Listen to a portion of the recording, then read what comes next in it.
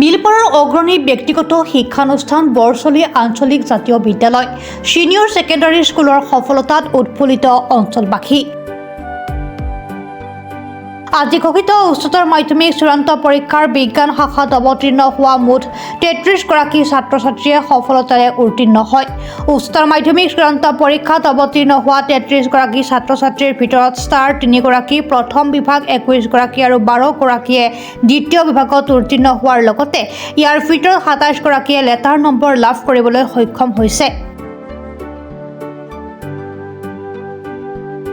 বৰছলি অঞ্চলৰ অগ্ৰণী ব্যক্তিগত শিক্ষানুষ্ঠান বৰছলি আঞ্চলিক জাতীয় বিদ্যালয় সিনিয়ৰ ছেকেণ্ডাৰী স্কুলৰ উচ্চতৰ মাধ্যমিক পৰীক্ষাৰ সফলতাই আশাৰ বতৰা কঢ়িয়াই আনিছে। উচ্চতৰ মাধ্যমিক চূড়ান্ত পৰীক্ষাত 100% উত্তীৰ্ণৰ হাৰে অঞ্চলটোত সুনাম কঢ়িয়াই আনিছে। বিদ্যালয়খনৰ সাফল্যত পৰিচালনা সমিতিৰ লগতে শিক্ষক শিক্ষয়িত্ৰীসকলৰ মাজত আনন্দ বিৰাজমান হৈ পৰে। খুবেই ভাল। কি নাম? মোৰ নাম মাইমিনা চুলতানা। কিমান নম্বৰ পাবলৈ সক্ষম হৈছে? মই 82.80 নম্বৰ লাভ কৰিবলৈ সক্ষম হৈছোঁ। বিদ্যালয়খনৰ বাবে এটা সুনাম, অঞ্চলটোৰ বাবে এটা সুনাম, কি ক'বা আৰু?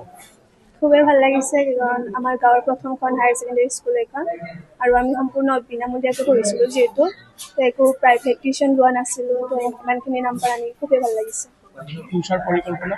ফিউচাৰ পৰিকল্পনা মই ডক্টৰ হ'ম বুলি আশা কৰিছোঁ। সকলোৱে আশীৰ্বাদ কৰিব আপোনালোকে। খুবেই ভাল। মোৰ নাম আঞ্জুমা খাতুন। কিমান নম্বৰ পাবলৈ সক্ষম? 79% পাবলৈ সক্ষম হৈছোঁ। পৰিকল্পনা কেনেধৰণৰ ভাবিছোঁ? ডক্টৰ হ'ম বুলি ভাবিছোঁ। ডক্টৰ হ'ম বুলি। খুবেই ভাল আজি অনুভৱ। মোৰ নাম আমিনা খাতুন, আৰু এইটো এক্সামত মই 75% পাবলৈ সক্ষম হৈছোঁ।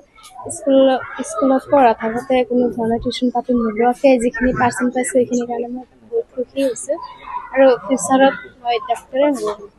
ডক্টৰ হোৱাৰ কথাই ভাবিছোঁ। বৰছলি অঞ্চলৰ একমাত্ৰ উচ্চ শিক্ষা অনুষ্ঠান হৈছে বৰছলি আঞ্চলিক জাতীয় বিদ্যালয় ছিনিয়ৰ ছেকেণ্ডাৰী স্কুল।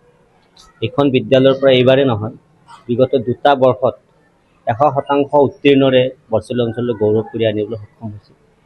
এইবুলি 3গৰাকীকৈ ষ্টাৰ নম্বৰ সহ মুঠ 21গৰাকী প্ৰথম বিভাগত আৰু 22গৰাকী দ্বিতীয় বিভাগত উত্তীৰ্ণ হৈ বিদ্যালয়খনৰ লগতে অঞ্চললৈ গৌৰৱ কঢ়িয়াই আনিছে। আমি যিহেতু এই শিক্ষানুষ্ঠানটিৰ লগত জড়িত কমিটিৰ মানুহ হয়, গতিকে আমি গৌৰৱ অনুভৱ কৰিছোঁ। আৰু বৰছলি অঞ্চলত এইখনে একমাত্ৰ উচ্চ শিক্ষা অনুষ্ঠান অসম চৰকাৰৰ দ্বাৰা স্বীকৃতিপ্ৰাপ্ত। ইয়াৰ নিজা দৰ্পণ পৰ্টেলৰ জৰিয়তে তেওঁলোকৰ কোড আছে। গতিকে এইখন বিদ্যালয়ে যিসকল শিক্ষক শিক্ষয়িত্ৰীৰ পাঠদানৰ ব্যৱস্থা কৰিছে অতিকৈ অভিজ্ঞ সম্পন্ন, যাৰ বাবে ফলাফল ভাল হৈছে।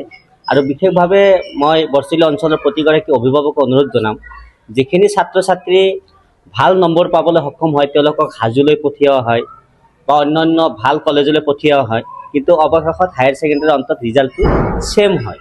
গতিকে আমাৰ ইয়াত যিখিনি ছাত্ৰ ছাত্ৰী ইয়াত ভাল মূল্যায়ন হৈছে, যিখিনি ছাত্ৰ ছাত্ৰী উত্তীৰ্ণ হৈছে, কোনো ধৰণৰ বাহিৰা টিউশ্যন নোহোৱাকৈ উত্তীৰ্ণ হৈছে।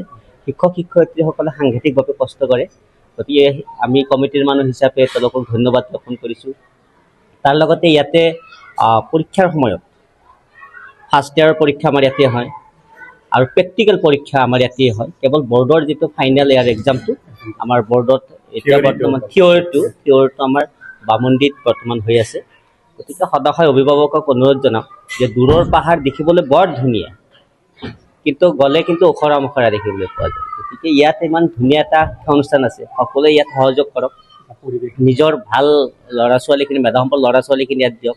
ইয়াত ৰিজাল্ট হ'লে বৰছলি অঞ্চলৰ গৌৰৱ হ'ব, আমাৰো গৌৰৱ হ'ব, বিদ্যালয়খনৰ নাম হ'ব, আৰু সুন্দৰ পৰিৱেশ। আপোনালোকে চাইছে ইমান এটা ভাল শৈক্ষিক পৰিৱেশ থকা বিদ্যালয় আমাৰ এই অঞ্চলত নাই। হাজোৰ পৰা কমলাকান্ত দাসৰ ৰিপৰ্ট, প্ৰাত টাইম ডিজিটেল।